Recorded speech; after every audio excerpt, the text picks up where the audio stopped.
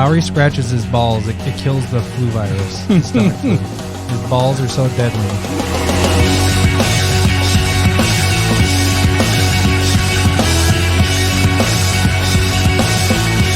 CommanderSmiths. Don't worry, it's not like that. They're cousins. CommanderSmiths. Nice. Minnesotan MTG show celebrating 106 episodes. CommanderSmiths. Subscribe, like, share our videos and podcasts. CommanderSmiths. Adam's proxies aren't for sale. They're Patreon only. CommanderSmiths. Digi tokens remind players of pesky charge triggers. CommanderSmiths. Follow us on Twitter at CommanderSmiths.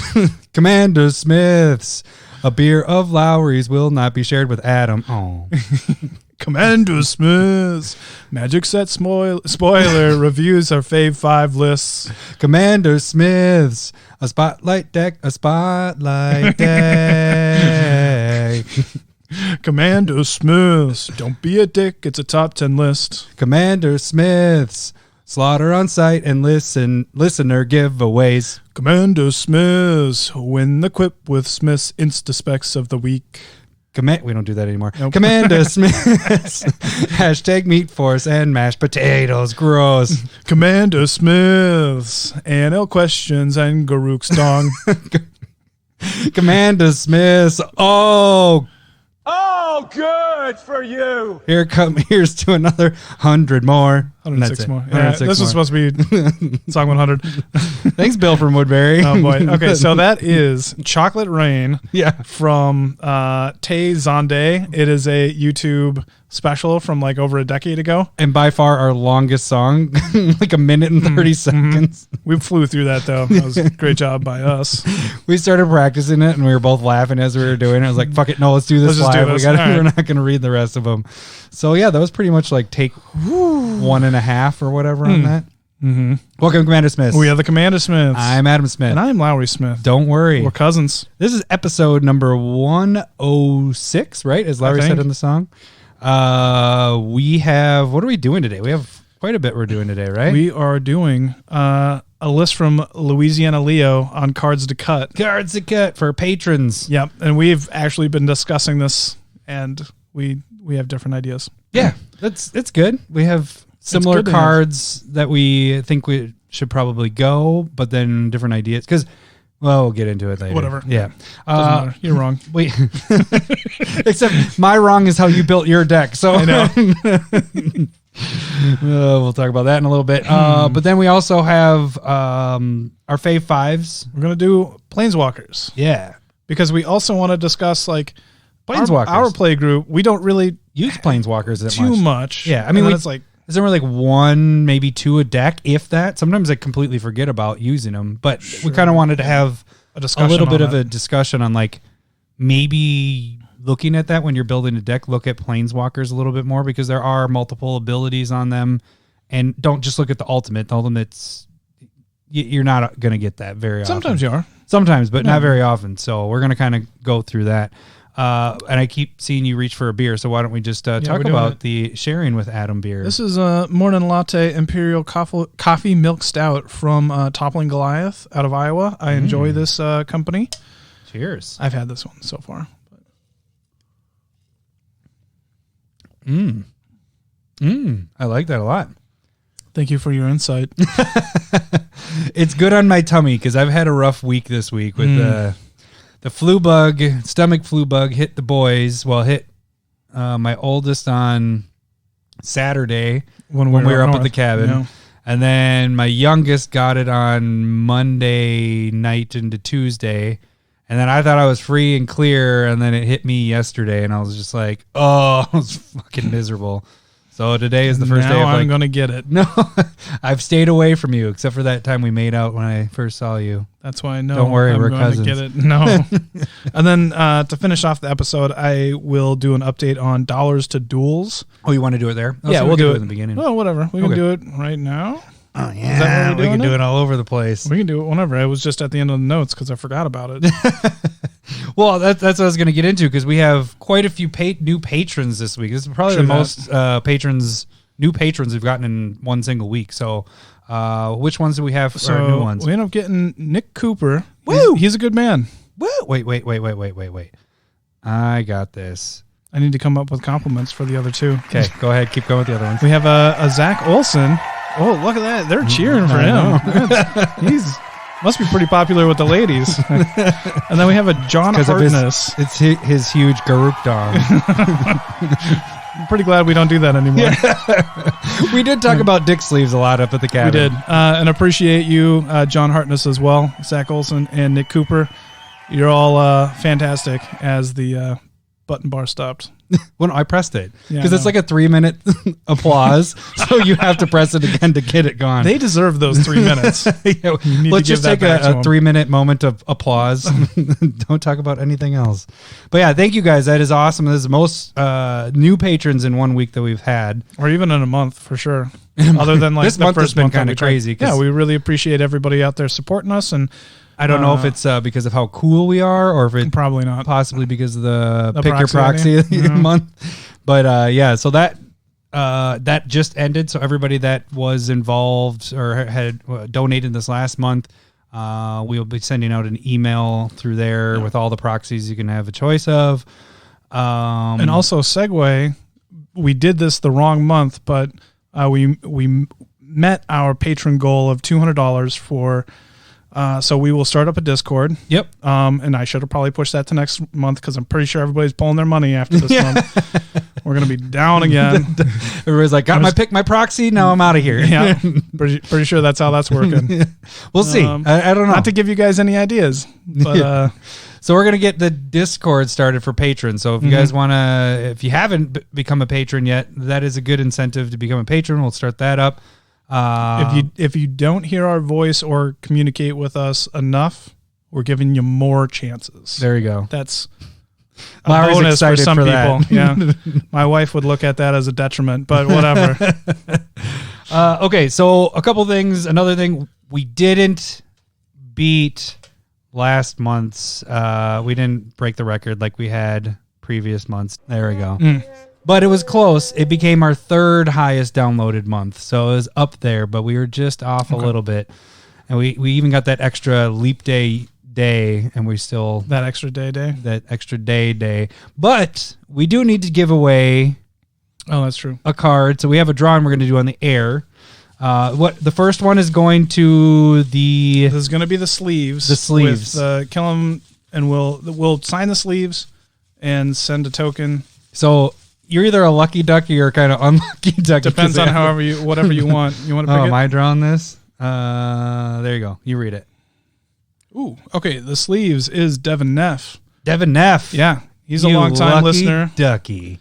And then the proxy card. Okay, Extortionist. Dockside Extortionist is going to... Read it. Because you can't read my reading. You're writing. Read your reading. Read my reading.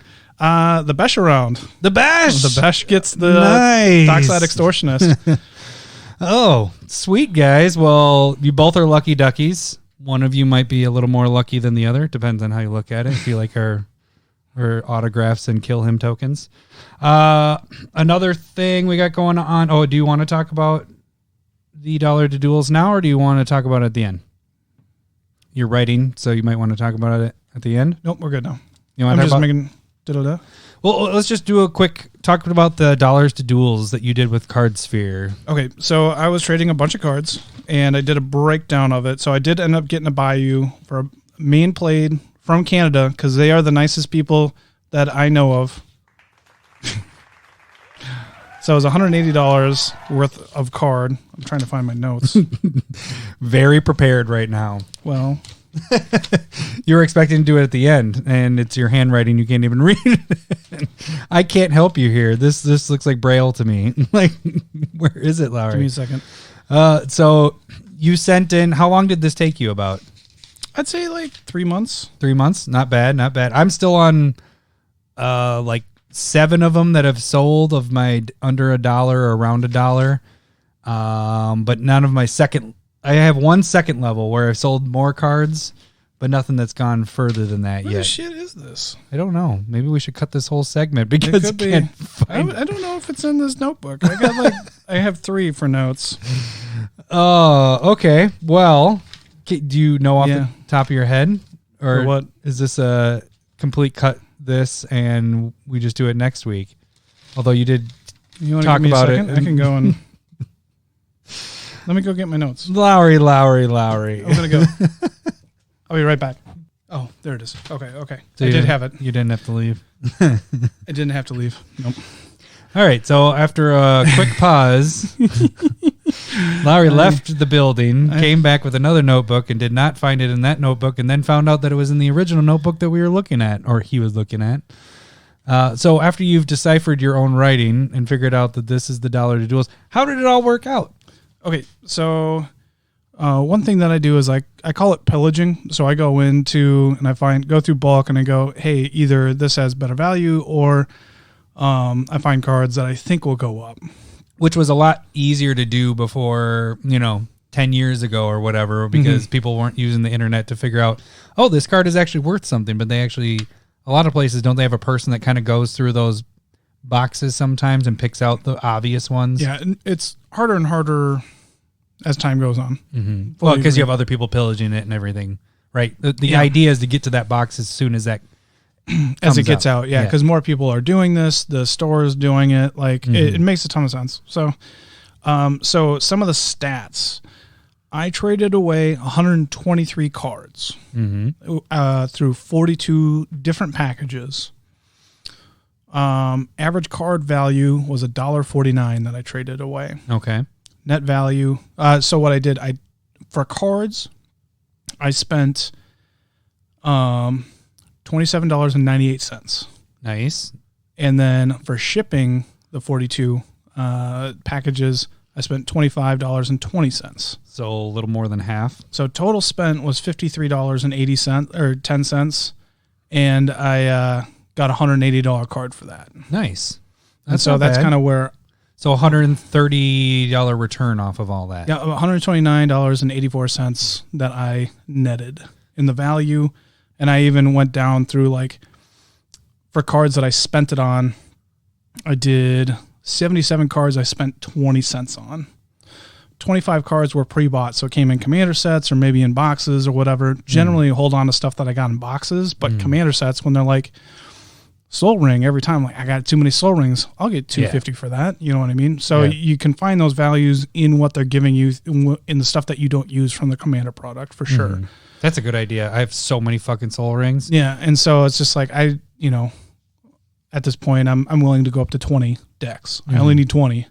I can have maybe one or two more just in case, but really, you can get rid of them. My biggest cards that I traded away was Knight of Ebon Legion at $5.54. It was worth more, but they give you a percentage. So I probably traded away at 70% of its value at that point. But again, I only spent $53 on the duel. That's not bad. That's kind of how I was doing it. And so I ended up doing a big trade into Card Kingdom. And you got, you are now in the Gaia's Cradle crew. Sounds weird when you say it like that. Gaia's Cradle. Oh, good. Yeah, so I traded in and got Gaia's Cradle and a Tropical Island. Nice. That was quite a bit of cards, but it was all from my trade bulk, and I haven't broke that down nearly as much, but I'm pretty sure I gained some good value on that as well. That's awesome. Yeah, I told you beforehand, the Card Kingdom order, I really only lost on 2 cards, and it was Legion's Landing, and that was just to get rid of them. And then there was one other card, and then everything else was either break even or positive for my Card Kingdom thing. Funny thing is, right now I went through my tokens. So there are certain I plugged in. It's hard to find those pricing wise. You know what I'm saying? You're saying that you've traded in tokens? No, I haven't done that yet, but I just was going through my stuff, and so you can actually go on Card Kingdom and just type in token. Okay. And then you'll get a big list of token. You go to high to low, and then you just stop at $1 or whatever. As far as that's about 5 cards. I have a shit ton of tokens. Yeah. Not a lot of them are worth something, but some are. So there's a goblin token from New Phyrexia. That's $3-4. Oh, and it's a cool ass looking goblin. That's the best goblin token there is for sure. like Dragon. Do they are the Return to foil Ragnar- Tokens on there too? No, then? yeah, they are there, but they're not that really worth expensive? much right Interesting. now. I mean, they just haven't been out for very long. You know, some of them from the last Unhinged set are starting to go up. So like those were foil goblin. those were the full art on the one side, wasn't that it? Yeah. Yeah. I have those. Those are pretty sweet. All right. So that was good. Good job. Dollar to duels. Yeah. So are you going to try to go for a next one? Or are you kind of... Yeah, I mean, like, I'm going to see what I can get with Card Kingdom through the tokens and what I can do, like, what's the better value, Card Sphere, Card Kingdom. Kind of go that route a little bit. Card Kingdom seems faster. Card Kingdom's for sure faster, and they're also very picky on the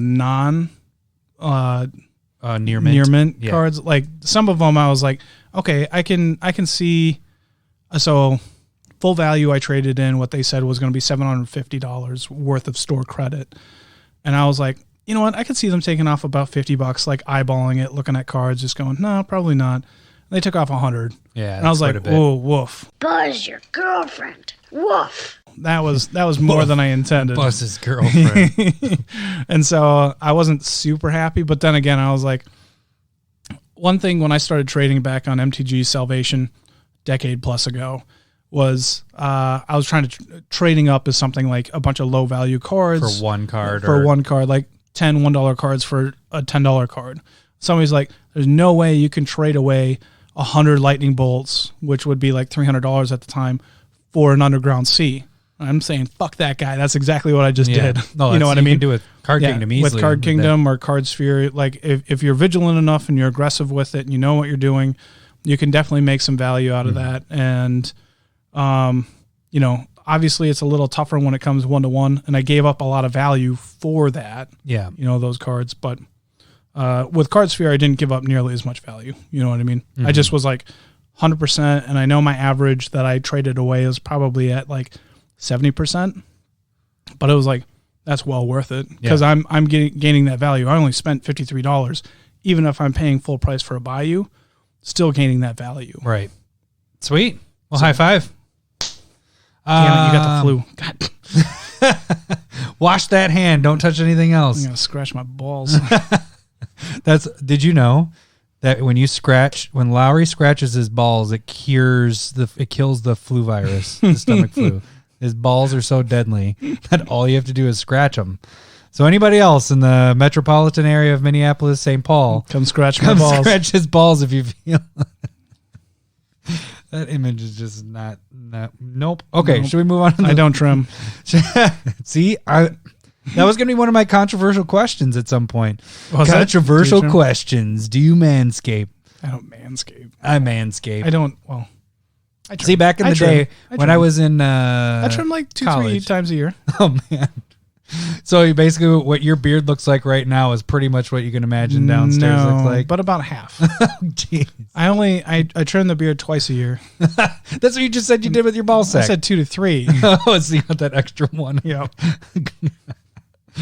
See, my theory was if you expect the significant other person that you're getting it on with to shave or do whatever, then you better do the same, is kind of what my thought was. Well, that's very kind of you. Yeah, that was my controversial question. But now that one's ruined because Lowry's balls cure the flu. That is going to be our frickin' tag. Is it? Let me write that down for number 2125. All right. Also, I want to throw this out there. It is not covered by insurance, so it costs a lot of money to be able to do that. Just pointing it out. So you're a prostitute. You charge for touching your balls and curing the flu. That's what you're telling me. Are you telling me that hospitals are prostitutes for health? But they're touching your balls. I'm not getting nothing out of it. They're getting rid of the flu. Is that what? We're really breaking this down. All right. Do you want to do the Fav 5s first? Yeah, or do you want to do the cards to cut first? Fav 5s. Fav 5s. Thank you for turning that down. We can be done. Nice. We can be done. Click. All right. Okay. So Fav5s, if you guys remember what this is, it's not necessarily the best of whatever. It's what we like to use. Or I'm kind of making an exception in this one that of cards that I'm going to use when I build a deck. It's only one card. Actually, for me as well. Yeah. But everything else is cards that I have put in decks. I tend to put in decks. So these are Planeswalkers that both of us tend to use a little bit and really like using. So, and I don't even it doesn't have to be like to use, just like. Yeah. Like there are cards that you like that you don't use. Yeah. So that's how I'm going to spin this. There you go, because you cheated. You did too. Kind of. One card, but then I'll have an honorable mention of that aspect where it's cards that I want to use as well. Oh, but so you added 6. You have 6 total? No. That's also 8. cheating. Oh, yeah, that is cheating for sure. But no, 5. Okay, Let's so are yours no. in particular order? No. Okay, good. Mine aren't either. So, Lowery, why don't you start us off with your first one? I'm going to go with the one that I haven't really gotten a chance to play with, but Nicobolus God Pharaoh. I wanted to, because it's all so encompassing. Awesome. It takes all the freaking Planeswalkers. No. You want the flip one guy. Nope. Not even that one. So this one is just from Amonkhet, I believe it is. But it's like your opponents all exile 2 cards from their hands, or you get to draw cards, or you're stealing cards or destroying it. Like there's just so much, and it has 4 abilities on it. Just does so much, and I just haven't built a Grixis deck. You know what I mean? I would have thought you would have taken the Nicobolus, the one that has all the Planeswalker abilities. That one is really cool, but I don't even own that to even like start playing with it. So it is really, really sweet. You technically do. It's on a foil sheet. Yes. It's still wrapped up in a cardboard too. Mine is too. I don't have a house yet, so that's why mine's under a bed. No excuse other than I don't know what the fuck to do with it. Put it on your wall, Lowery. Put it on your wall. Okay, well, I'll kind of go along the same line then with my first one, because I haven't put in a deck yet, because I haven't made a blue-white deck yet. But it's Teferi Time Raveler. Sure. Yeah, I can see that. You're a dickhead. Yeah. What do you mean I'm a dickhead? I just don't want people to counter my shit. So you can't, it's static ability. I love that. I like looking back on the War of the Spark stuff now that all these stained glass Planeswalkers are coming out with all the new secret layer stuff. Mm-hmm. That was a really fucking cool set with all those Planeswalkers with static abilities and all that stuff. I think and I love that static ability is pretty. So one thing that I was thinking about with those cards, with the static ability, I don't think I've heard this take at all. Maybe I heard it like 6 months ago and now remembered it, but now you're stealing it, you mean? Now I'm stealing it. I don't know though. But like, it's really what there are, like just like a really weak ultimate that you can get rid of. You know what I mean? Like, no, I don't. Because they don't have ultimates, right? Oh, okay. And so this is like the replacement effect of an ultimate that when you kill that walker, it goes away. The mythic ones have ultimates, don't they? Yes. But then they have static because no. Well, I mean Gideon. How many? There's only Gideon, Liliana, and Nicobolus for Mythic Planeswalkers. Nicobolus, yeah. So Liliana's like the only. What is Nicobolus's ultimate there? Maybe we should pull this up. How about we don't and just waste time? Try to guess. But okay, so I see what you're saying though. So you're saying instead of having it on some of these rares and uncommons, instead of an ultimate that wins the game, it's a less win condition, but but it still affects the game right away when they come into play. So it's almost like just as powerful because you can do it. Okay. So I was going to pull up. Okay, so then let's get our mythics out. So Liliana does have an ultimate. I think you're right, though, because then you have Nicobolus. Nissa's a rare. Yeah, it might be. Oh, yeah, and Gideon. So, yeah, you got the 3. You said Gideon, right? Yeah. And I know Gideon doesn't have one. Yeah, he just has a fucking long ass. He's just a creature. That's all it basically.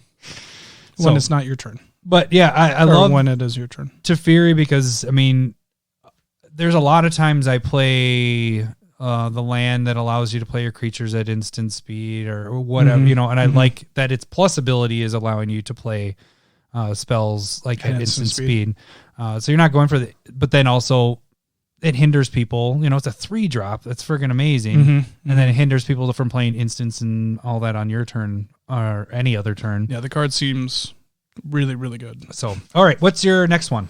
I'm going to go with, actually, I'll go with a War of the Spark one. Ashiok Dream Renderer.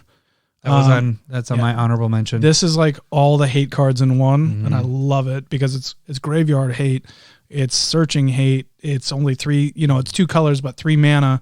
I think I went through and put this in all my black-blue decks right when it came out. I was like, this is amazing. Yeah. It replaces a bunch of cards in your deck because it covers so many different types of hate. And the fact that it doesn't hurt you is pretty amazing. I mean, because like in Muldrotha, I can mill 4 of my own cards, get rid of everybody's graveyard, and nobody can go and search for anything except for you. You're just like that hurts I just so many decks, fetch lands and like just tutors and what it does in Muldrotha is just draws you 4 cards and then does all that other hate stuff. It's just like, God damn, it's good. Yeah. Well, my next one is also off of War of the Spark. Wow. It's one we just talked about. Liliana Dread Horde General. Okay, I haven't played with this one either. So this one I do have in multiple decks. It's actually in my Croxa deck that I just we did Spotlight last week, and it's also in my Teysa deck. But its static ability is whenever a creature you control dies, draw a card. And it doesn't have to be a non-token. It's just a creature that dies, draws you a card. I love that ability because I have a lot of decks that sacrifice themselves. I mean, I have what? You have Slimefoot that does this. You have Teysa that does this. You have Yarok that kind of, but his is all can do this. Yeah, doing that. And then Croaks. There's a lot of decks that are focused on that. But then also its +1 is making a creature. Its -4 is hitting other players. Sacrificing 2 creatures is each player though. That's you. Oh, too. that's you too. Yeah. But then you're also drawing cards. Yeah. And then Jinx. You owe me. Don't worry, we're cousins. You owe me a beer. Oh, damn it. I don't have one. I know you don't. And I never even think about its ultimate, but each opponent chooses a permanent they control and each permanent type and then sacrifices the rest. Which is a white ability. Yeah. It's like white-red ability, so they just gave it to a black. It's just fucking white. It sounded so bad how you said just yeah. You said it's a white ability. They just gave it to a black. A plains ability. Yeah, remember we had that where we were changing it to plains. Okay, sorry. You said it, not me. I'm going to have to bleep all that out. I know. All right. That's probably best. Probably best. Moving on. Can't take you anywhere. All right, yeah, go ahead. You on the next one. The original best Planeswalker. Remember Garrick Wildspeaker? I was tempted to put him in. I would still put him in decks.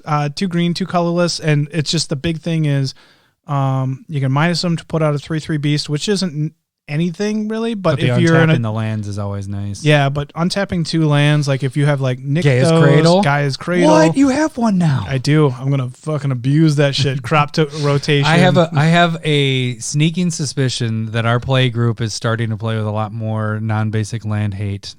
Oh, we're powering up big time right now. And so it'll be interesting. Yeah. Except for Jeremy. He's gonna get shit on. Jeremy's gonna be like, fuck you guys.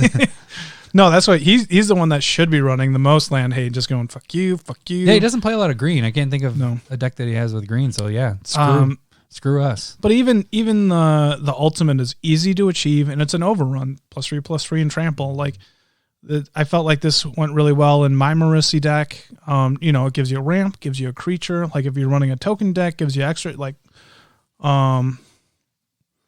yada yada. If you're doubling tokens, you can do that kind of thing. Like it works in a lot of different types of decks, and so I still use it every once in a while.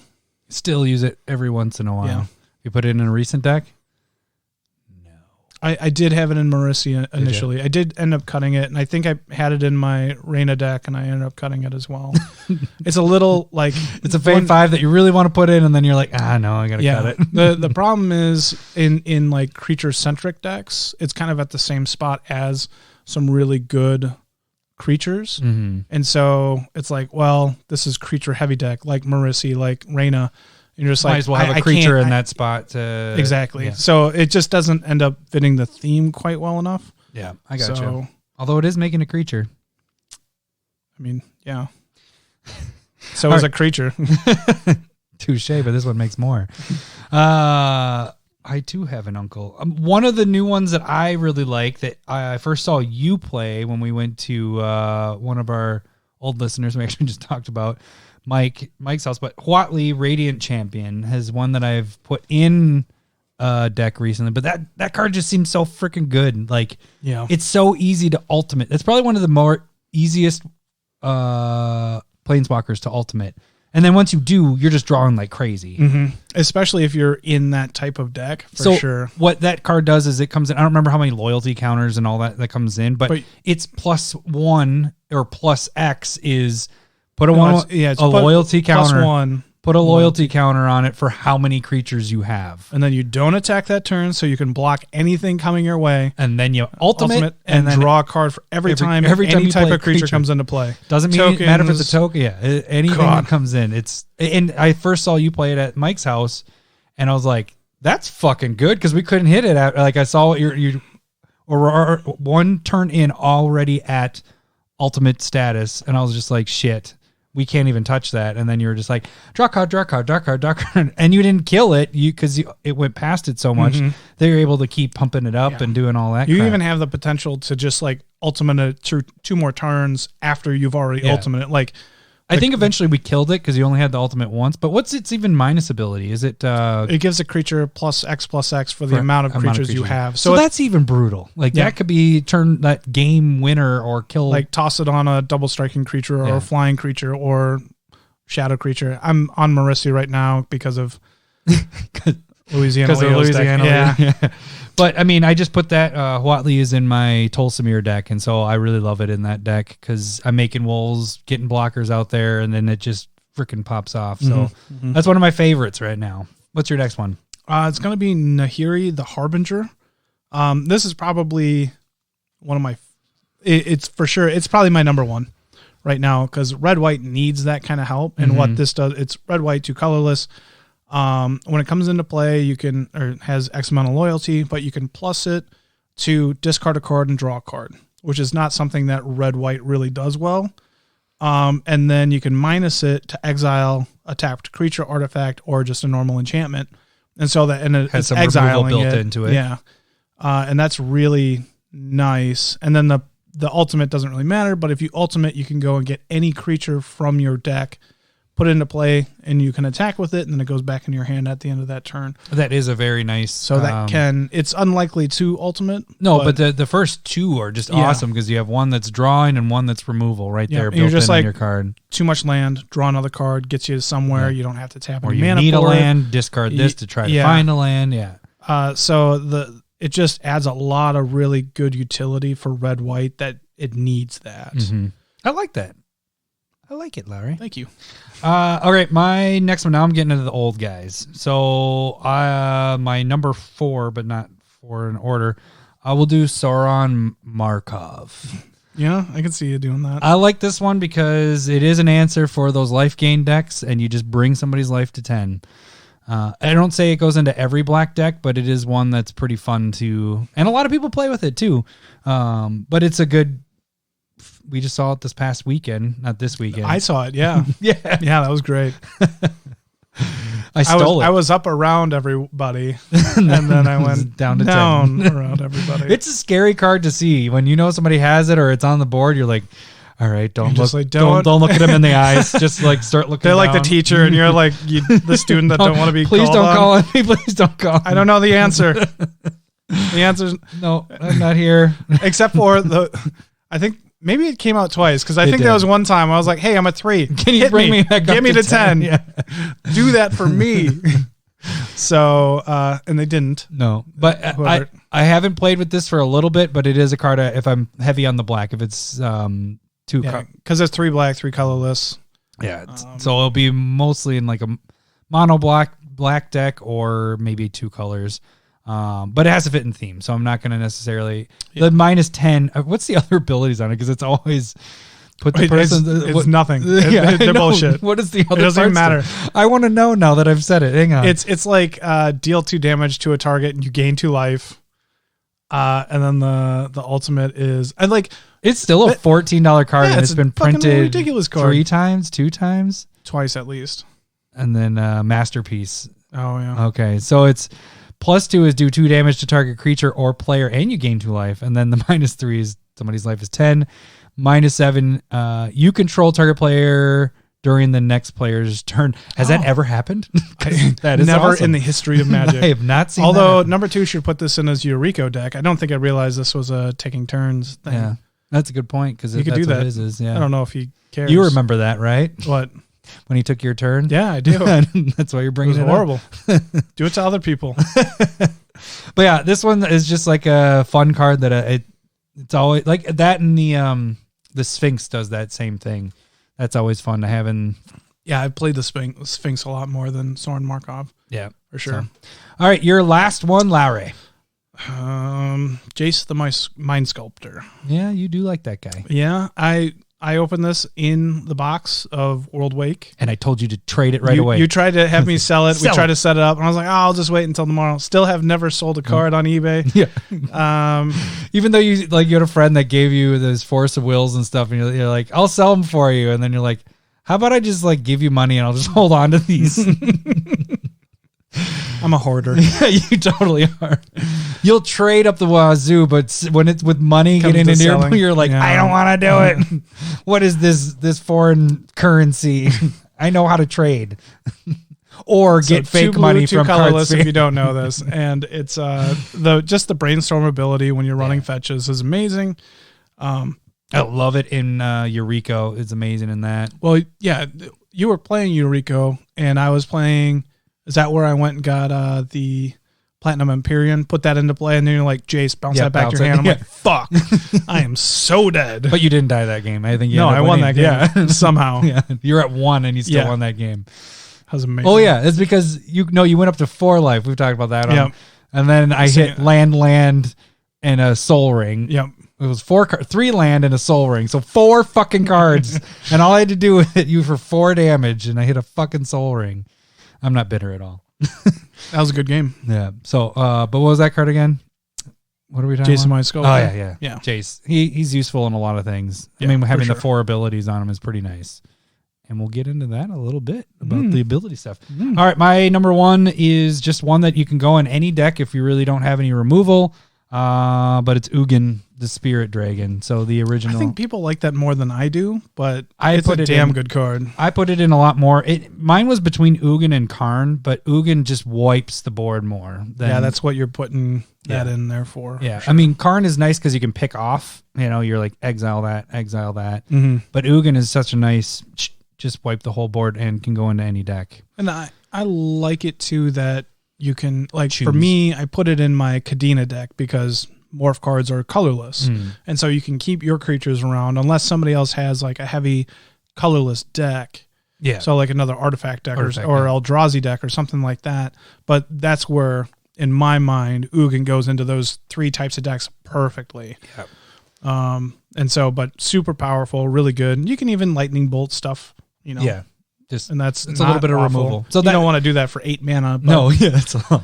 But I mean, that's something. If your deck is lacking removal, that's a card that can potentially do mass removal for you. Well, even and its ultimate is pretty fucking amazing too. Yeah, it's draw 7 cards, put 7 permanents into play. Yeah, and 7 life, I believe. Yeah, yep.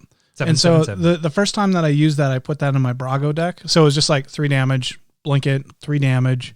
Then you just kind of continue to do that or wipe the board if you had to. I think I remember you doing that, yeah. actually. The deck never did anything but just a bunch of Planeswalker abilities, and it was really fun. And there's better cards now that I have, so I kind of want to remake it, but Jeremy has a Brago deck, so... Yeah. And since he only has 3 decks, you don't want to shouldn't stomp on shouldn't clomp on him. Oh, Jeremy. Yeah. What are... My honorable mentions? Yeah. Well, one of them was Ashiok. Because I care. One of them was Karn. Oh. And my other one was Narset, Parter of Veils. Oh, the new Narset. Again, because you're a dickhead. Yeah. What are you talking about? What you talking about, Willis? Card sucks. No, it's perfect. Good. It's good. Did you have any honorable mentions? Ones that I would want to talk about. Chandra, Torch of Defiance. Again, that does a lot. It draws your card, ramps you, can deal or remove damage or creatures if, situation is right. Nissa Vital Force is really good because you can ultimate it easy. Yeah. And then whenever you put a land into play, you get to draw a card if it's ultimated. That's a big reason why I do that. I like Freyalise, Llanowar Fury, Doretti, Scrap Servant, and Dak Faden. I will say I got two more that I had. One was the green, is it Nissa off of War of the Spark, the one that allows you to play your creature spells at flash? As Vivian. Vivian's badass. I like that Vivian. Good. And then I also do like, it's a lot of War of the Spark. I like the new Ugin too, because I want to use that more, because it is kind of giving you a card advantage. You're turning it into a creature, your top card, and then as soon as that leaves play, it can get killed, it can get exiled, but when it leaves play, you get that card in your hand. That Ugin is fantastic in Kadena, the morph deck, because you're morphing everything. And so it's 1 mana to cast it instead of 3. And then you can exile. There's some removal in there. It's not good removal, but I think that's where I get hung up on not using that Ugin as much, is because its static ability is more for colorless stuff. So if you're not playing a lot of that, so it's Eldrazi, artifacts, and morph. Which you typically play artifacts, but you're not your artifacts. So I think that's you where got to be really heavy. Yeah, and that's where I need to get out of my head, because I think that it's in itself just the plus ability making the 2/2 is card advantage in a way, because you have blockers and then that can go into your hand. Yeah, but that's 6 mana for card advantage. Like continuous card advantage. Yeah. And the cool thing is even if they exile, whatever they do to that, it's going to your hand. No matter when it leaves play, it's coming back to your hand, which is, normally it's like when this dies or it goes to the graveyard. It's a leave the battlefield. Yeah, trigger. Which is because the card's actually exiled. Oh, yeah, that's true. It's a 2/2 and the card's exiled. Yeah. And actually, it's -3 is destroy target permanent. That's one or more colors. So it's also removal on it. Removal on a stick. Which segues into...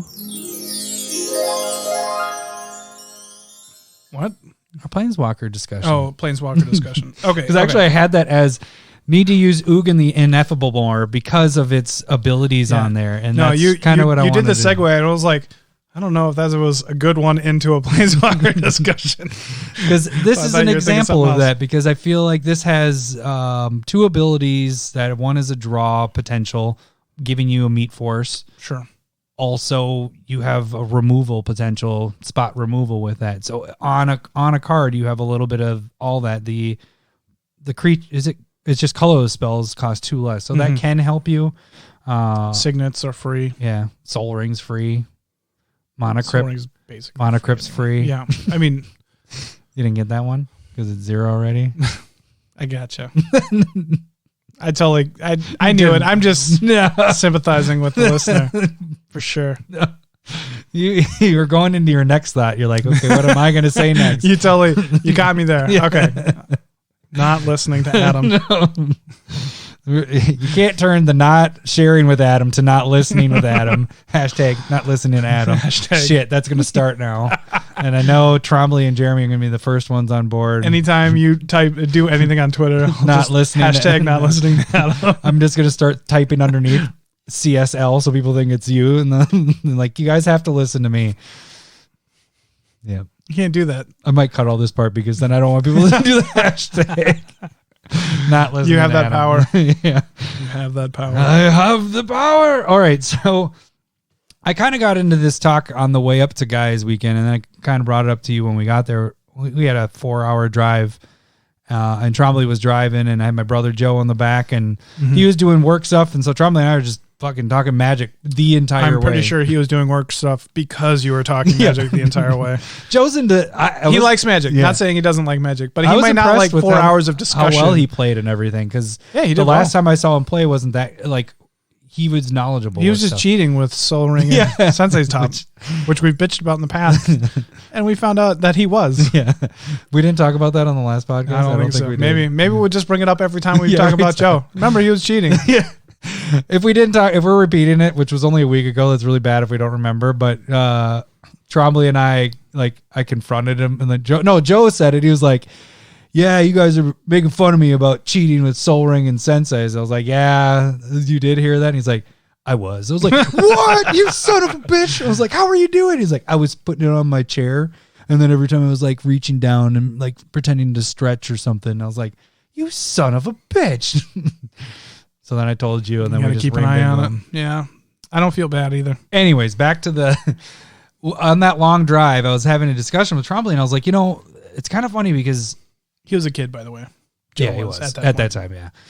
He wouldn't do that now, but nice. No, he wouldn't. Planeswalkers, we have all these Planeswalkers, and at least with our meta, I'd be interested to hear what other people's play groups do. But ours, we really don't play with that many. I mean, I might have one, maybe two, up until Croxa, which has a whopping 5 in it. On average, I probably have 1 or 2, and you have to average it because a lot of times I don't have any in my deck with a Planeswalker. And the interesting thing is we, both of us, our favorite cards, and we've done it with the Fav5s and other things. Modular spells. Are cards that you can have a choice on. And that's kind of what a Planeswalker is. Typically, when the Planeswalker comes into play, you have 2 choices, sometimes 3. You don't normally can't ultimate right away unless you have a doubling season. Yeah. But you normally have 2 options. And they're typically, some of them are really bad, but a lot of times they're usable and you can use, they're not exactly the same. They're different situations. One's going to help or whatever. So I just kind of was getting in a discussion with Trump. I was like, I feel like our group should start using Planeswalkers more. I do notice that when we get them out, our group targets them, though, for the most part. And that's kind of, I would say, the downfall of ours. But I think maybe that's in general. People, when a Planeswalker's out, it's like, kill him. Oh. Yeah, get rid of that. Yeah. Find the button. So, like, one Mary thing. And I went skiing. We made a snowman. I know. Touched my leg. Okay, kill him. All right, I'll get it down to that. Maybe we just, excuse me.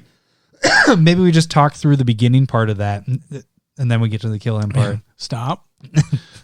So one thing, like when you brought it up, you start thinking about it, and it is a nice modular spell, and I think that is one reason. Like every time I went through my Fav5, pretty much I was just like, I like it for this and this. And it allows you that flexibility. Like Nahiri's like filling holes for a color that needs it, kind of. Yeah. Filling holes. She'll wreck you. But the other thing that I was thinking is like a modular spell happens like right then and is like efficient, or just like choosing a charm, like any of those charms or confluences, like they're good because they happen right then, and they're cost efficient to a degree. To whereas like a Planeswalker, when they land and you do that one thing, generally not that good. You know what I mean? But they get their value based off of being longevity. In play more turns. Mm-hmm. So, like if you just go Nahiri the Harbinger, I'm going to discard a card to draw a card, and then somebody kills it. That wasn't a good play. That's how much is that to come out? 3? 4. 2 red, or red, white, 2 colorless. Generally, if you do one thing with your walker and it dies, it's just not that good of a play. Generally, you know what I mean? Yeah. So you have to have like that defense up. And an old adage for Planeswalkers was, does it defend itself? So like Garrick, Wildspeaker, was the best Planeswalker to begin with because when it came out with the War and Wind Thrive, made a 3/3 beast, was able to block it for itself, and then you were able to just gain all that value later on. But I guess with my example, let's just talk about Ugin here. Yeah. You play this Ugin the Ineffable, even the other Ugin. If you don't want a board wipe, you can start plussing it, and if you have a board presence that no one's getting through, you're like, all right, sure. pinging off that. Oh, guess what? I'm ultimating, and this is pretty much game over at this point. But this Ugin, you're making a creature, or you're destroying something. A little bit more. You're destroying something. Well, and even with this, the static ability with it helps as well. There's a lot of things. I know this was a 6-drop, so that's not necessarily the ones that I'm kind of focused on at all. But you take I think when the topic, this is when the topic came up, was Oko. Oko needs to be in every green-blue deck because it's a freaking commander just... Ender. Yeah, they can't do anything anymore with that commander. I mean, they have to kill that elk to get rid of it, but no one's going to be like, fuck that. I'll let that fucker go through, or, chump with a 1/1 or an 0/4 wall or whatever. Yeah. So, but Oko's other ability is like, what is it, getting fucking food, which I hate, but it's a 3-drop that is pretty damn brutal. Not even if it's just to a commander, you could do it to something that's indestructible. Sure. You can you can hit so many things with that. Well, and that's where like it's a good play. Like when I was saying, most of the time when you drop a planeswalker and you do only one thing, generally it's not good enough for that mana cost. But with Oka or like Sorin, drop it, put somebody's life to 10. That's a huge, huge play. And so those cards tend to be like, that's actually pretty good. But even if you went like Liliana, or I was just about to tell you, the one thing with Croxa is Liliana was awesome. Yeah, I only did it once because everybody all out attacked that, which actually I was happy about because my life at that point, I was the focus of, I need to get rid of Adam because he keeps playing Croaks and everybody's discarding and stuff. So then I don't remember who it was, but somebody went at Liliana for 15 or something like that. That was too much. Yeah. Well, because I had enough blockers. So they wanted to make sure that one of them got through. Mm-hmm. And at that point, I was like, fuck, I'll let 15 damage go to that as long as it's not going to my face. So in theory, saved me 15 health because I wanted my creatures out. I didn't care about Liliana. She did her thing, 3-drop. Everybody discarded a card. You gained all that advantage. I got cards out of it because of that.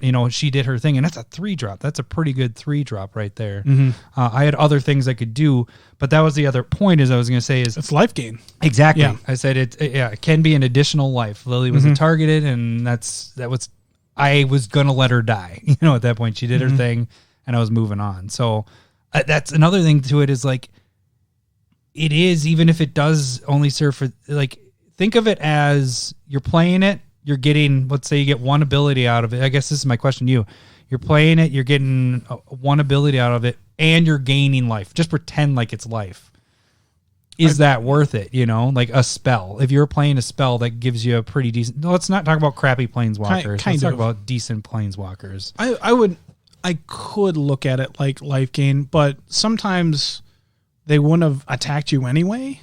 You know what I mean? Mm-hmm. Sometimes there's a thing on the board, like you were saying, our group kind of targets. Yeah, that's what I was. And so if it's just like, I'm not being attacked, I'm not going to do anything, and then you're like, Walker, everybody discards a card. And then they're like, well, we got to fucking kill that. It's not like life gain in that degree. But in your Croxa deck, it's just like, no, we got to get rid of that. And that wasn't that. I don't think that damage was ever going to be directed at you. It was just got to get rid of that Liliana. At that point, it was because I was almost killing everybody. Potentially, yeah. Because that was later in the game. But So I was hoping at that point, I was like, please don't attack me. Please don't attack me. You can attack Liliana, but don't attack me because I feel like it was Joe or it was Jeremy. Somebody, one of those two came at Lily at that point. I hardly remember. You played Croxus so many times. So much fun. So many. And it fucking spiked like crazy this week. It did. Because it's awesome. So yeah, those were my notes. Did you have anything else? Let's say you typically have 2 choices. I guess I kind of stated in the beginning, forget to look up planeswalkers. Like because remember how I talk about when I build the deck, I'll have the idea, then I'll go through like keywords and try to find other cards that do that. Then I'll go through my binder and see what cards I have. And when I get to the planeswalkers, because a lot of times they have so much on them, I'm just like, fuck it. Yeah, that's exactly it. I'm like, there's too much stuff on there. So I always forget to kind of go through the planeswalkers and be like, oh yeah, this second ability, which I can use right away, is flavor for this deck. It does exactly what I need. Why not just put this in there, if it's a decent amount of cost and everything. Mm-hmm. I mean, you may get lucky and no one, when you play it, it isn't that threatening and it just builds and builds and builds. But I think what happens with our group is we don't pick on a person typically. Except for last weekend. Typically. That's your bad. You bragged it up the week before. I'm awesome. I don't lose. I'm pretty sure What's I'm it saying like that. to lose, guys? Oh boy. It's worth it. But what happens is, especially if it's early in the game, people are like, "Oh, what's your life at? What's your life at? All right, we're gonna even it out. I'm gonna get you down, or that's I how we do attacked it, you, for sure. and like, which is cool. I like that we aren't dickheads. I know I've heard of people that are just like, and the smartest thing to do is to wipe somebody out. Whoever is the weak one, don't let them sit around, because if we took a statistic of like who wins a game, a lot of times the weak one. It's the weak one. Yeah. You just let them build and build and build, and if they don't look threatening, you don't go after them, when really you should be killing that person. Mm-hmm. That's not how our group goes. But then what happens is everybody's pretty even, but then there's a planeswalker out, and they're like, well, obviously, let's kill the planeswalker. Let's get rid of the planeswalker. That's how our group works. Yep. So I guess what my thought is if you're playing more planeswalkers, especially in our group, maybe the reason why it's tougher is because you have to have things that are going to protect it a lot better. Maybe adding in stuff like, if you're playing a white deck, you're adding in your hindering people at attacking, like ghostly prisons and stuff like that, because then they won't come after it necessarily, because that hinders them from they got tap mana out and all that crap. I don't know. I'm gonna personally, and that started with Croxa, was start using planeswalkers a little bit more, because I think it also comes into play with your Croxa deck. You're wrathing the board a lot more, and to have some value stick around, you keep your that planeswalkers. was a good point with that one too. Yeah. And I end up doing that as well. With my Reina deck, I was like, okay, I want to wrath the board, get my creatures back, but also have some value still on the board. So I was playing more planeswalkers. I've changed my deck since I was on Brews and Builds, but that if you're like a wrath heavy deck, I think planeswalkers are really good, because you're just like trying to control the board with creatures or with wrath effects, so there aren't creatures on the board, so you're gaining more value off your planeswalkers.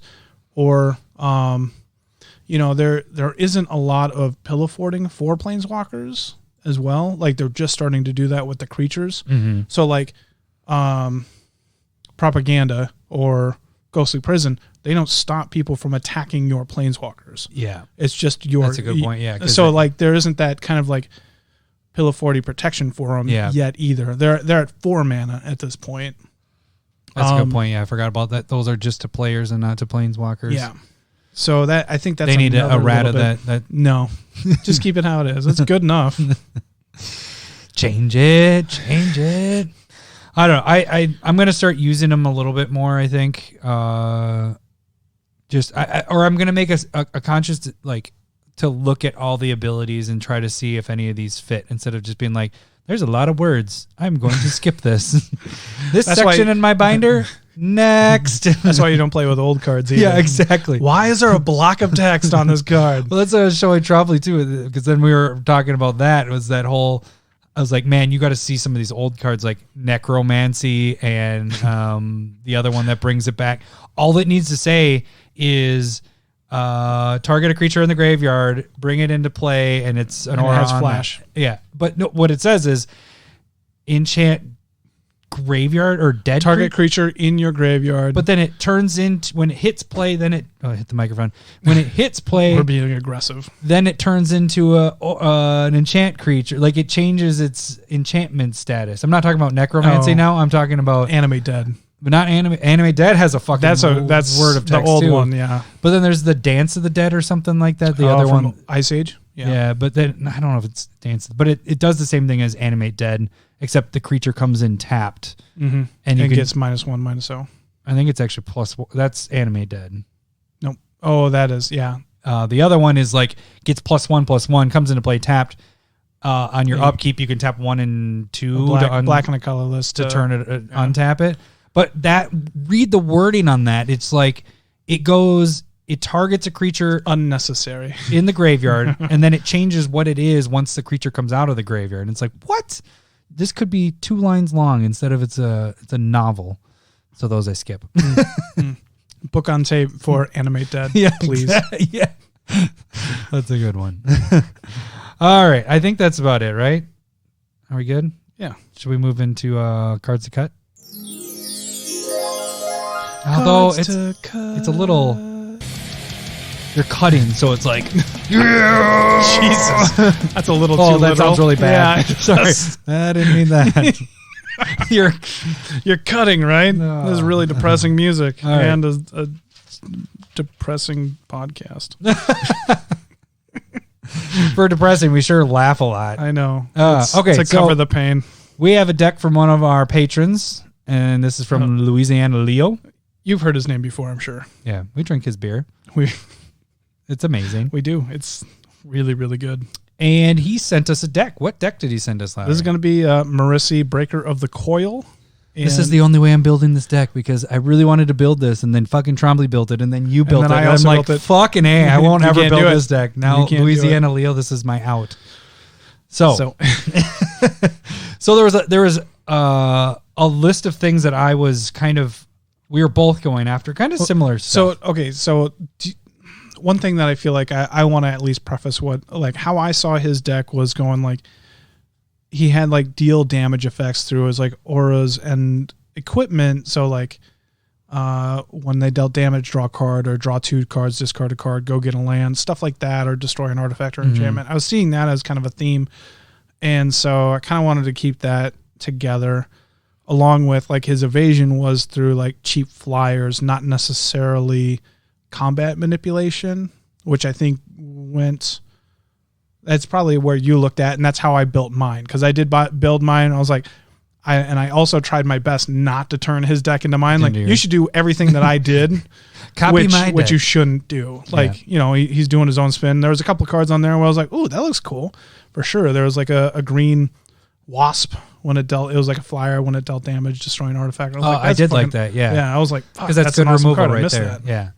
Well, I guess so. Some of the things that I went after, and actually, the CMC of the deck is pretty good. It was at 3.14 or something like that. So it was pretty low.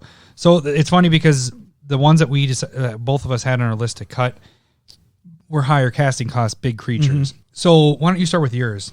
Okay, so I'm going to do this every time somebody sends in a list that has less than 38 lands in there. And I'll say you can go to 37. You're good. This is 36 lands, so I said go to 38. Although I will say I like 36 too. Motherfuckers. Stop undercutting me. So I would say cut up Plains, Giant Adaphage, and Living Hive. Those are, clearly a land, and then your 2 huge drops in this deck. And I would say throw into the High City, which is the Monarch land, which is you're kind of controlling combat with Marisi, and nobody should be attacking you. So that's a really nice draw phase with Monarch, along with Kessig Wolf Run and Skarg, and they both give your creatures trample and a little bit boost if you put mana into it. And I felt like those would be pretty solid in your deck, along with going up to 38 lands.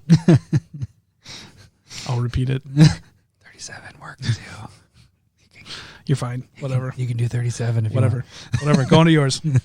Well, I mean, are we going back and forth? Yeah, we're just going back and forth. Well, so I kind of went with the idea. So I also had Giant Adaphage, Living Hive. I took out, so these are the big guys that kind of took out Giant Adaphage, Living Hive, Rapacious one. Rapacious one? Maybe it's Rapacious. I don't fucking know. Requiem Angel. So Requiem Angel, and he had an enchantment in here as well. I don't remember which one it was, but there was an enchantment that when your creatures died, and so this is what we kind of were discussing. Mm-hmm.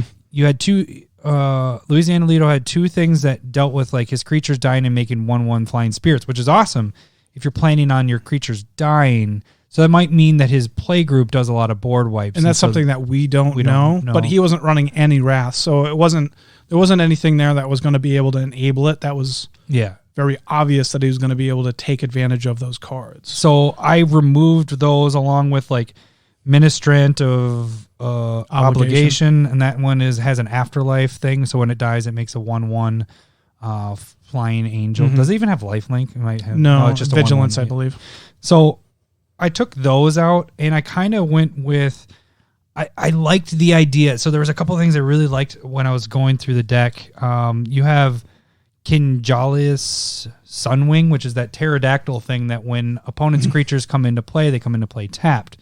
So yeah, you like that a lot. I liked that idea. So I was like, well, you could play a couple more things that do that.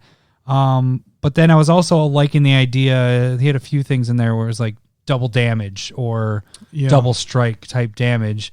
So I kind of, if I were to rebuild a couple things, is more so go along the multiplying everybody's damage, but also hindering it so that if your Marisi is not getting through, like you're not actually able to goad everybody, that you have some sort of hindrance that people aren't coming at you. So some of the things that if you go that route, there's more cards you can add that double damage. And actually, Louisiana Leo, you had quite a few cards on your sideboard, your maybes that were double damage.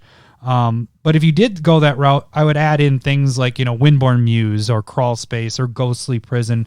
There's actually like 3 others that you can add in too, but I was really just thinking you can have those 3 to kind of hinder people.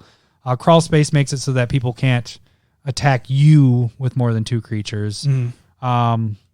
You could also do Miri Weatherlight Duelist, which makes it so that people can only... So that was more... If it's tapped, they can't attack you with more than one creature. And then when it's attacking...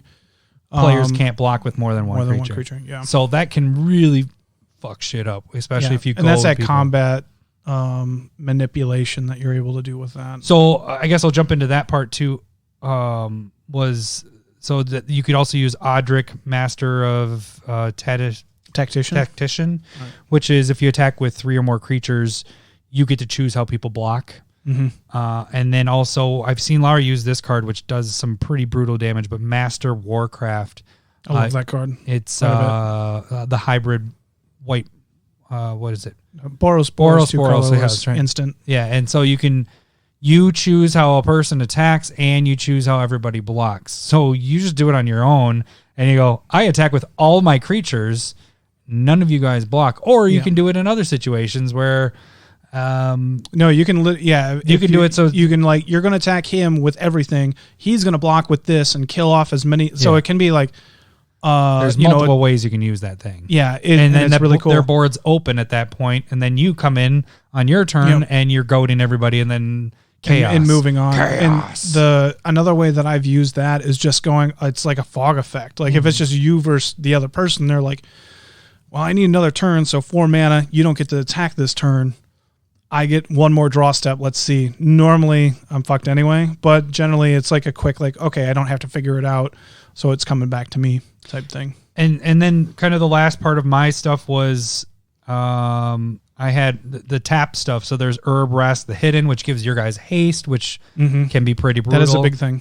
And then Thalia Heretic Cathar, which has people. Oh, and that was the other thing about Herb Rast is other players, creatures come into play tapped. Same with Thalia. One thing my pet card that only Lowery's been using, it was Assemble the Legion. I really think would be awesome in this deck. It's your pet card that I'm using. Yeah, I haven't been able to use it yet. But the other things I kind of cut off of this was, I said Ministrant, but like some of those little flyers like Kite Sail Scout or Healer's Hawk or Suntail Hawk, I get their 1-drop flyers.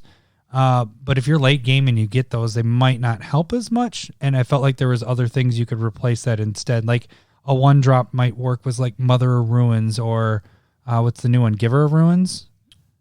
Isn't that the Modern Horizons one? So I don't know, manipulating those, because those you can go, this creature has protection from green and you get through on one person.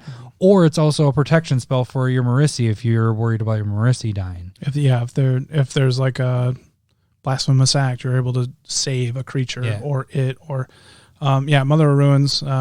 Everybody should know that I love that card. Yeah, that's one of Larry's favorites. Samite Elder is actually a really good card in there as well. Just tossing that on for cards that is going to be tough to cut for. But that taps, and then all of your creatures gain protection from the color or colors of a creature you control. So if you have Marisi out, you can tap it, give all your creatures protection from green, white, and red. Yeah, then you're getting through no matter what. For the most part, yeah. And so that's a sweet card hopping on his list. Yeah. Did you kind of go through? I went through everything of mine. Yeah, because I was just like, well, fucking A, there's all my shit. I mean, I had the Day of Dragon stuff at the end is what I was going to talk about last, but the only other... Yeah, do it. Yeah. Well, no, you can do your stuff. I was just going to say, with the Kite Sail Scout, Healer's Hawk, and Suntail Hawk, I feel like you could play other things like Pilgrim's Eye. That's a flyer as well that gets you a drop, like a land instead. You know, things that are evasive. And the only reason I'm saying is because I do that in my Eureka deck. And so a lot of my Eureka stuff, when they come into play, they give me an advantage. The only problem I will say with that is that Eureka, I'm playing the Owls, which is blue, and you don't have that option in this deck. Yeah. Yep. So that's a little more difficult with that. You have to find the other colors. But it's just hard when you have those 1-drops. You get those late game, and you're just like, well, this sucks. You know, I've got to wait a turn and then maybe get through and do all the damage, you know, or if it's like, if it did something else, then at least you're getting a benefit out of it. You like know? An ETB. And that's where, like, I thought the flyers were fine, but I think what you're doing is you're kind of switching more to combat manipulation with Miri, Master Warcraft, Odric, stuff like that is all saying like, I'm going to control combat, my turn, your turn, whenever. And I think just having a little 1/1 at the end of a game, just go and like high density of it, just going, that's fine because you're still controlling it with Marisi as long as that's not being targeted. Now, if you're noticing that Marisi is being targeted, the 1/1 flyers become less effective at the end of a game. And also, I think I noticed like one haste enabler, like your Urbrask would be helpful, like just being able to like 1/1, get that in, gain some life. I think that wouldn't be a bad way to go about it either. But so I think they're a little bit of a philosophy change there, and it just depends on which way Louisiana Leo thinks his deck is going or wants to go. Because one thing that I do a lot of is, and you don't change your decks once you have them. Yeah, it gets them onto the next one, and it takes me weeks to build. And for me, if I sit down and I go, I play the game and it went well, but I go, you know what, this isn't how it's not or going, or people are reacting this way to this deck, so I change stuff up pretty frequently.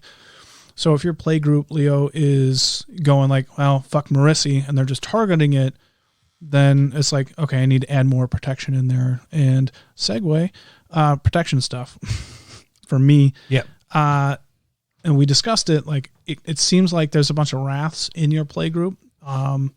And that's where he kind of has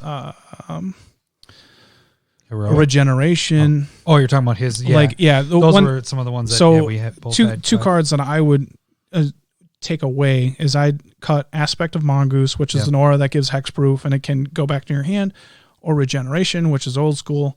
I'm assuming he has like a beta version of it or something, because that's pretty sweet if he does.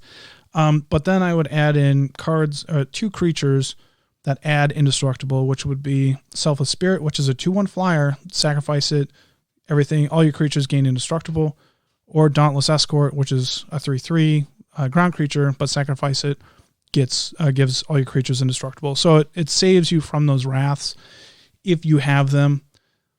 If you wanted to choose to put more wraths into your deck, then you can also just one-side board wipe as well. Mm-hmm. So not a bad way to go. And I think being a creature-centered deck like Marisi kind of should be, I like maybe a little bit more creatures in the deck. Yeah. So he has 31 creatures in the deck.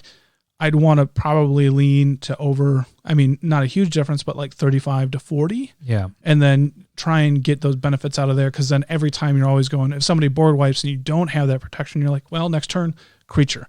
You got it. Somebody always has to deal with your creatures at that point. And then moving on to just a quick change. He has Auger il-vec, which is, it has shadow and you can sacrifice it at upkeep to gain like 3 or 4 life.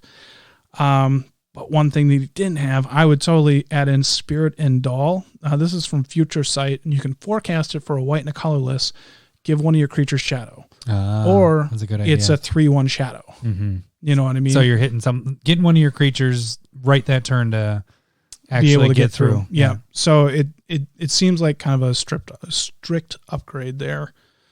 For ramp, we both agreed Rapacious one, probably cut it. I would, in your maybe board, you have Smothering Tithe. I think they're a quick switch. Yeah, I had Smothering on here as well to have in there. And then I guess I'm doing the draw. So one thing, Harmonize and Rishkar's Expertise, they're really good cards. I like Rishkar's Expertise quite a bit.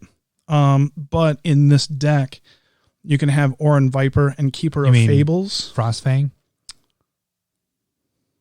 It's Orin Frostfang. Oh. Maybe Viper a different one? Yeah. So Frostfang is the one from the Commander set, which all your attacking creatures gain Death Touch, and then whenever a creature, it's not just all your creatures, when they hit, each one gets you a draw. Draw you a card. And he's only a 5-drop. Yep. And then Keeper of Fables is similar, but just it's an uncommon, and it's for each opponent that's been dealt combat damage gets a draw. You get to draw cards. So if you're attacking 3 other opponents and they get through, which is what you want to be doing with your commander here for the goading, right there. You draw 3 cards.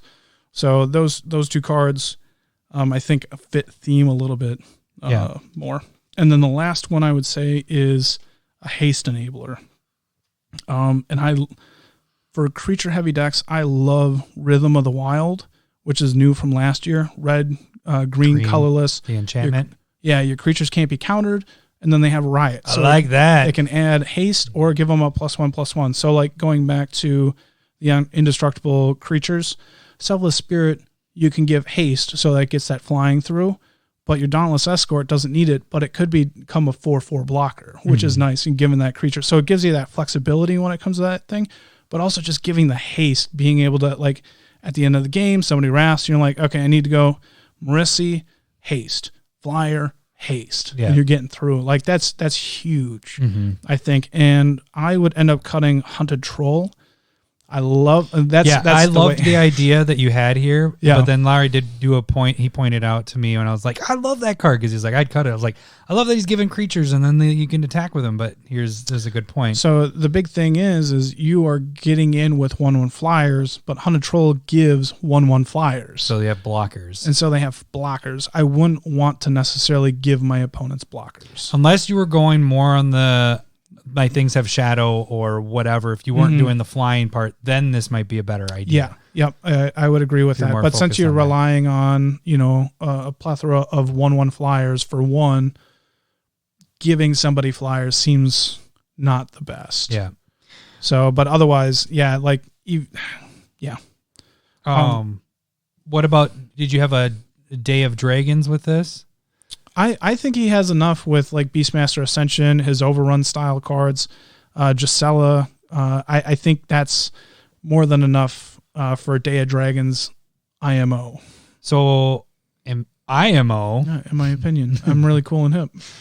Why are you making fun of me? No, I was saying and I said I thought you were mocking me. I am kind of, but now I'm saying in my opinion, I think Finale of Devastation should be added. Yeah. And I thought that was a good one. And instead of your Pathbreaker Ibex, I would much rather use like End-Raze.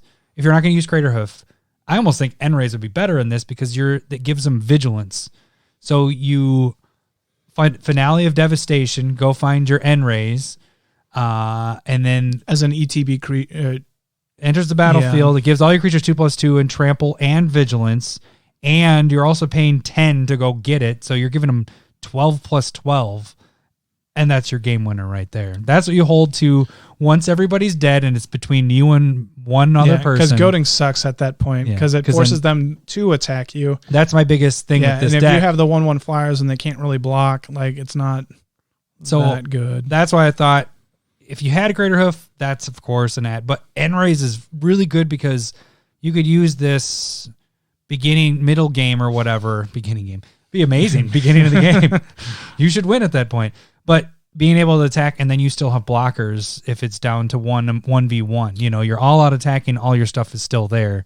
If they somehow survive or they're whatever, you don't kill them. The or vigilance whatever. Doesn't seem as important to me. But if you're not playing Craterhoof, then I still like the other reason why I like Finale is just being able, you have that choice to be able to pull it from your graveyard too. Yeah, exactly. Which that's what I'm saying. You can play it mid game. You just hold Finale until the end. You can do it like, again, if you're getting picked on, you can be like, fuck, okay, I'm just going to bring Marisi back for 6 from my graveyard, make sure that it just goes there and bring it back. Like, well, you can do you don't even have to have End-Raze or anything there. You could go pay the 10, go find any creature, put it into play. Everything gets 10+10. Hey, just finale the of haste, devastation. and Yeah. I think that probably leans more into Smothering Tithe as well. Because another you're getting card tokens? yeah. What? Oh, because because you're gaining all that. you're either slowing people down or gaining a ton of tokens that gives you a ton of mana, which we learned. We didn't know that beforehand. So, and another card I really, really like Duelist Heritage in this deck, because he does have. You can choose a. Well, go ahead and read. Yeah, because so what it does is whenever one or more creatures attacks, you may have target attacking creature gain double strike until end of turn. So you can do it for opponents that are attacking other people. And be like, that one gets double strike. And if he needs to get rid of like artifacts or enchantments, he can double up on his creature, and he has the draw cards. You have True Conviction in your maybe board. Try and fit that in there, because just being able to double up on those effects that you have in there, I think would be really key. Yeah. But I know we're not telling you to cut, but it's just like it's kind of a fun deck to look through. Yeah. Well, especially since I didn't get to build one, I'm like, this is sweet. But yeah, I think it looks pretty sweet. I think Marisi is. I like the idea of, and I don't know if it'll ever if that backfires or not. So I guess let us know what you change, like if you do change anything or how you change it, and then how it does. Like that's what I'd be curious to see. Maybe you try a certain way and you're like, that doesn't do shit, so I'm changing to this. I can see them changing it. I mean, you guys are dumb. Yeah, these are bad. But I do like the idea that you said adding a little bit more creatures, because you do want to be very creature heavy with this. In my mind, you do, yeah, and your CMC with it is pretty spot on. So I wouldn't the big creatures that we took out, it was like, well, you can replace them with big creatures. But I thought that maybe adding some hindrance in there might help a little bit. 3.17. Yeah. I was off. I said 3.14 pi. Yeah, you're so wrong. You were so far off. All right. I think that's about it for today, isn't it? We don't have anything else. You already did your Dollar of Duels, and that was it for Walker Talker, Fav5. Yeah. All right. Well, that was an episode. What did we get to? Let's check our time here. Well, we did have like a fucking huge break with Lowery. We did great. Losing. You're going to cut like 5. It's only 5 minutes, whatever. It was like 30. You're fine. No. I heard the door open as you went outside. I'm like, he's looking in his fucking car. His other notebook's in his car. I found them. And they were sitting right here. Right next to us. All right. Well, that should do it for this week. We will catch you guys next week. Thanks for listening. See ya. Bye. You know what we didn't do? What? We didn't do any of our like tags in the beginning. We didn't go to Gmail. We didn't go to Twitter. We didn't go to Patreon. Thank God. I mean, it's an hour 20 already. We did that in the song. That's a good point. Yeah, it was all over there. Bill from Woodbury's the man.